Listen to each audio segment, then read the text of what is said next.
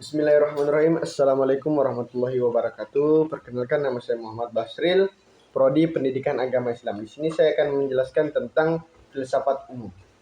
Yang pertama ada berfilsafat dan berpikir. Dapat disebutkan bahwa berfilsafat adalah bentuk berpikir yang lebih mendalam dan terstruktur, sementara berpikir biasanya adalah aktivitas mental yang lebih umum dan tidak selalu memiliki tujuan jelas. Oleh karena itu, meskipun semua orang dapat berpikir, hanya sebagian kecil yang benar-benar berfilsafat dengan cara yang mendalam dan reflektif. Masuk kita ke pembahasan selanjutnya, yaitu pengertian filsafat. Filsafat adalah induk dari semua ilmu pengetahuan. Ilmu filsafat berasal dari bahasa Yunani, yaitu philo yang berarti cinta dan sophia yang berarti kebijaksanaan. Jika disambung, berdua-duanya menjadi filosofia yang artinya cinta akan kebijaksanaan. Sehingga dalam hal ini filsafat adalah ilmu yang mengkaji pernyataan-pernyataan umum dan asasi tentang eksistensi penalaran, nilai-nilai luhur akal budi dan bahasa. Dan praktiknya, filsafat berusaha untuk memahami aspek fundamental kehidupan dan alam semesta melalui pemikiran rasional. Pembahasan selanjutnya adalah objek filsafat. Yang pertama ada objek material. Objek material dalam filsafat adalah suatu hal atau bahan yang menjadi objek penyelidikan atau kajian. Dan objek ini biasanya mencakup segala sesuatu yang ada di dunia yang nyata, yang dapat dirasionalkan dan bersifat empiris. Yang kedua ada objek formal. Objek formal dalam filsafat adalah konsep atau ide abstrak yang memiliki dan menjadi fokus pemikiran. Hal ini mencakup seperti keindahan, kebenaran, cinta, keadilan, dan sebagainya. Dan juga objek formal tidak dapat dilihat secara fisik, tetapi merupakan gagasan ide dalam cara kita memahami sesuatu. Terus kita masuk ke cabang-cabang filsafat.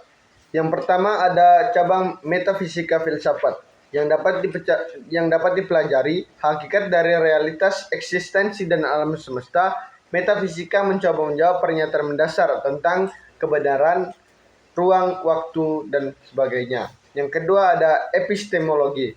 Filsafat yang mempelajari berkaitan dengan pengetahuan, cara, batasan, dan sifat kebenarannya. Epistemologi mencari pemahaman tentang sumber, cangkupan, dan validalitas pengetahuan. Yang ketiga ada etika. Filsafat yang mempelajari tentang nilai-nilai, prinsip, dan tindakan yang benar maupun salah dalam konteks moralitas dan kewajiban manusia. Yang keempat ada logika. Filsafat yang mempelajari tentang penalaran argumen dan yang valid dan pemikiran yang rasional sehingga tidak terjadinya kesalahan atau kesesatan dalam pemikirannya. Yang kelima ada estetika.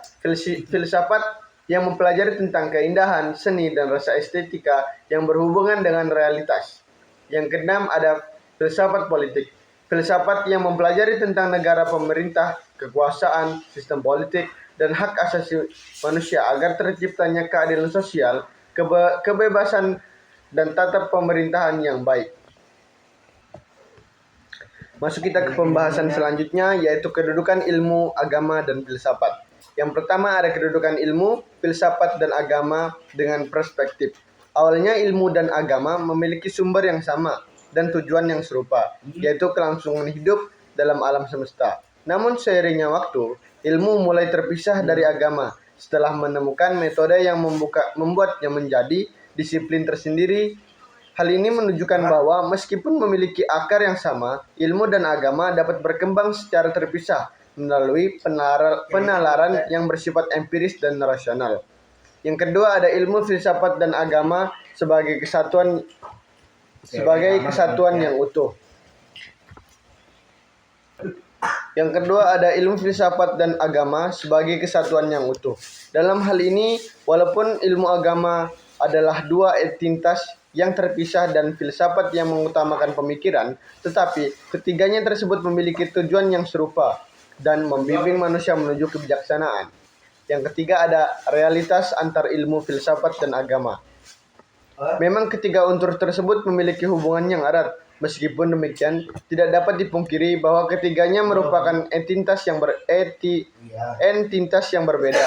Ilmu cenderung bersifat empiris, filsafat lebih bersifat ide dan pemikiran akal, sedangkan agama cenderung bersifat keyakinan, Hal ini semua ini merupakan bahwa meskipun memiliki titik persamaan, ketiga unsur ini juga memiliki perbedaan dalam pendekatan dan sifatnya yang memiliki kaitan erat satu dengan yang lainnya.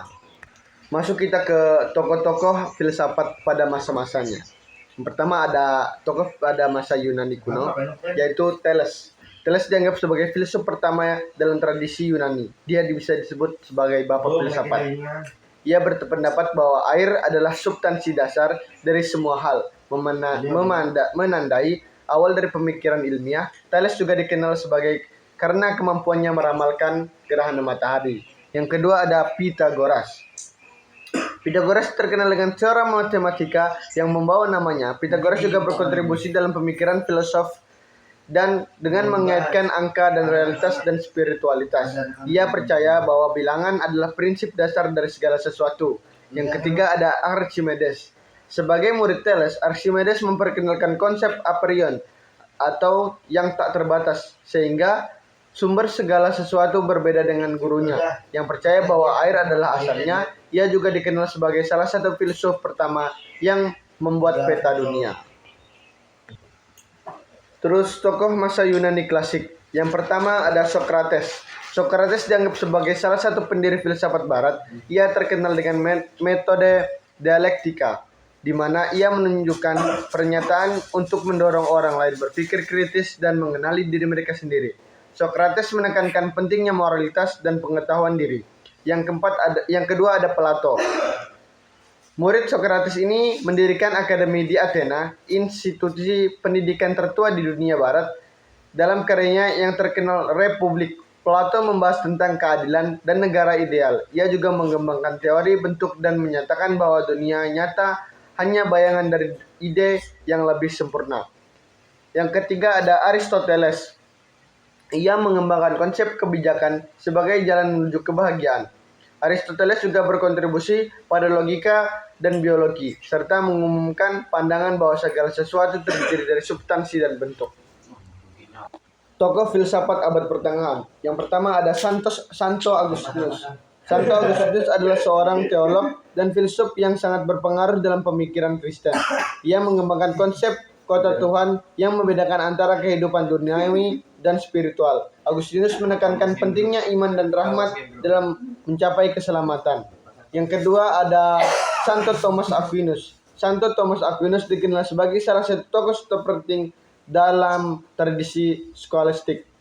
Dalam karyanya Summa Theologica, ia berusaha untuk mengintegrasikan ajaran Kristen dengan pemikiran Aristotelian. Aquinas memperkenalkan konsep 5 bukti adanya Tuhan yang berargumen tentang keberadaan Tuhan melalui pengamatan alam. Yang ketiga ada William Ockham. William Ockham terkenal dengan prinsip Ockham-Razos yang menyatakan bahwa entitas tidak boleh dikaitkan tanpa kebutuhan, prinsip kesederhanaan. Ia berargumen bahwa pengetahuan harus didasarkan pada pengalaman empiris dan menolak beberapa asumsi metafisik yang lebih murni. Masuk lagi kita ke pembahasan selanjutnya, yaitu tokoh filsafat Islam. Yang pertama ada Al-Kindi. Al-Kindi dikenal sebagai bapak filsafat Islam. Dia adalah filsuf pertama yang sistematis dan mengintegrasikan pemikiran Yunani dengan ajaran Islam. Ia menekankan bahwa akal dan wahyu tidak bertentangan. Karya terkenalnya termasuk Risalah fi Al-Hudya Al-Ashha. Yang kedua ada Al-Farabi. Al-Farabi sering disebut sebagai guru kedua setelah Aristoteles karena kemampuannya dalam mengimplementasikan dan mengembangkan pemikiran filsafat Yunani. Ia menulis banyak karya, termasuk Al-Madinah Al-Fadilah, yang membahas tentang masyarakat ideal dan konsep kebahagiaan. Yang ketiga ada Ibnu Sina. Ibnu Sina atau Avicenna adalah seorang filsuf, ilmuwan, dan dokter yang sangat berpengaruh. Karyanya terkenalnya adalah Kitab Al-Syifa, adalah eksiklopedia filsafat yang mencakup logika, ilmu pengetahuan alam, dan metafisika. Mungkin cukup sekian pemaparan materi yang dapat saya sampaikan. Mungkin jika ada salah kata atau kekurangan materi yang saya sampaikan atau terbata-bata dalam pemaparan materi, mungkin tolong dimaklumkan karena kita sama-sama belajar ya.